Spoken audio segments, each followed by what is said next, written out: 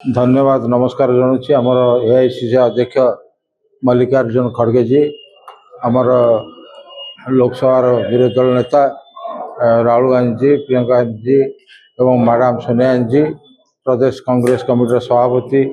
भक्त चरण दास महोदय को मु आज एवं प्रभारी अजय लल्लू केसी वेणुगोपाल जी समस्त जो आस्था भजन द्वारा मुझे भुवनेश्वर जिला कांग्रेस सभापति हो पारी तेणु मुझे कृतज्ञता ज्ञापन करुच्ची एवं निश्चित भाव में जो दायित्व मो पर देइछंती मो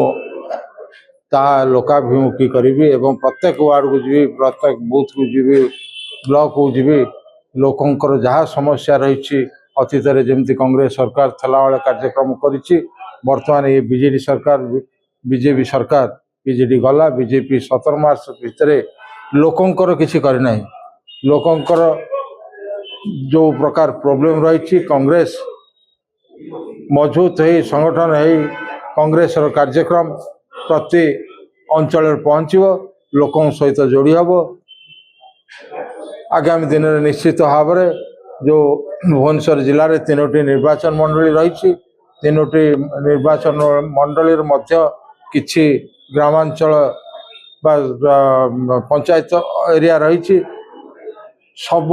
अंचल वार्ड सभापति दिज्व ब्लॉक सभापति दिज्व तल स्तर कांग्रेस को मजबूत निश्चित भाव करा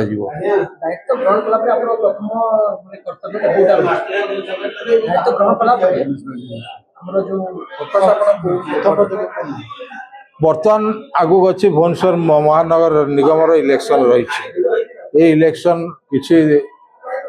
वर्ष भितर ता पूर्व आम बर्तमान कैंडिडेट को